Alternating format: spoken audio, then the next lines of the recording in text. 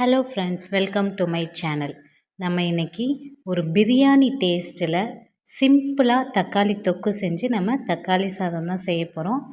இது ரொம்ப ரொம்ப டேஸ்ட்டாக இருக்குங்க. நான் கடையில் போய் குஸ்காவோ இல்லை எம்டி பிரியாணி சாப்பிடுவோம் இல்லையா, அதே டேஸ்ட்டில் தான் இருக்கும். மறக்காமல் இதே மாதிரி நீங்கள் ட்ரை பண்ணி பாருங்கள். வாங்க எப்படி செய்யலான்னு பார்க்கலாம். இது செய்கிறதுக்கு ஒரு பெரிய வெங்காயத்தை சின்னதாக கட் பண்ணி வச்சுருக்கேன். பெரிய தக்காளியாக இருந்தால் 4 தக்காளி எடுத்து குட்டி குட்டியாக கட் பண்ணிக்கோங்க. கொஞ்சம் கருவேப்பிலை, ஒரு பச்சை மிளகா, கொஞ்சம் கொத்தமல்லி இது இருந்தால் போதும். இப்போ அடுப்பில் ஒரு கடாய் வச்சுட்டு எண்ணெய் ஊற்றிக்கலாம். 2 ஸ்பூன் எண்ணெய் ஊற்றிக்கோங்க. எண்ணெய் காஞ்சதும் அதில் கொஞ்சம் ஒரு துண்டு பட்டை, ஒரு துண்டு கிராம்பு போட்டுட்டு கொஞ்சம் கடுகு, சீரகம், சோம்பு போட்டு தாளிச்சிக்கலாம். இப்போ எல்லாம் பொரிஞ்சதும் நம்ம ஒரு பெரிய வெங்காயத்தை நீல வாக்கில் கட் பண்ணி அதில் சேர்த்துக்கலாம். சேர்த்துட்டு அதை வதக்கி விட்டுடலாம். இப்போ அதில் ஒரு பச்சை மிளகா, கொஞ்சம் கருவேப்பிலை அதையும் சேர்த்துட்டு நல்லா வதக்கி விட்டுருங்க. ஒரு 6-7 பூண்டு பல்லை தட்டி இதில் சேர்த்துக்கோங்க. நல்ல வாசமாக இருக்கும். இப்போ எல்லாம் நல்லா வதங்கினதும் நம்ம கட் பண்ணி வச்சுருக்க தக்காளியை சேர்த்து நல்லா மசிய வேகிற மாதிரி நல்லா வதக்கி விட்டுருங்க. இது வேகிறதுக்கு ஒரு ஸ்பூன் உப்பு சேர்த்துக்கோங்க. அப்போ தான் தக்காளி சீக்கிரமே நல்லா மசிஞ்சு வெந்து வந்துடும். அதை நல்லா கிளறிட்டு ஒரு மூடி போட்டு ஒரு 2-3 நிமிஷத்துக்கு வேக விட்டுடலாம்.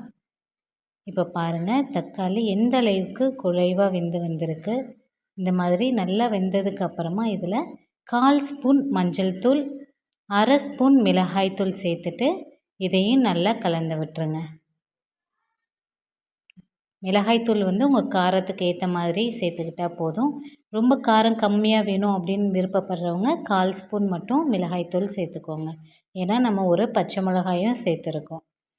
இப்போ இதையெல்லாம் நல்லா கலந்துட்டு ஒரு மூடி போட்டு ஒரு 2 நிமிஷம் வச்சு எடுத்திங்கன்னா எண்ணெய் பிரிஞ்சு இந்த தக்காளி தொக்கு சூப்பராக ரெடி ஆயிரும். இதை நம்ம சாம்பார் சாதத்துக்கு கூட சைட் டிஷ்ஷாக எடுத்துக்கலாங்க. சூப்பராக இருக்கும். கடைசியாக கொத்தமல்லி இலைகளை தூவிட்டு நம்ம அடுப்பை ஆஃப் பண்ணிடலாம்.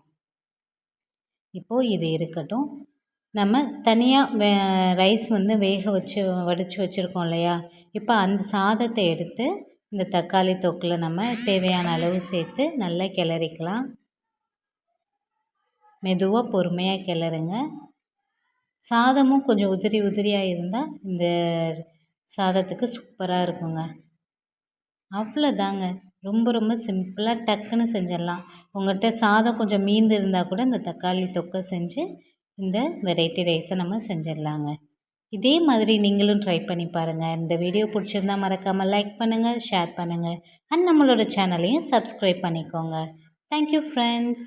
தேங்க்யூ ஃபார் வாட்சிங்.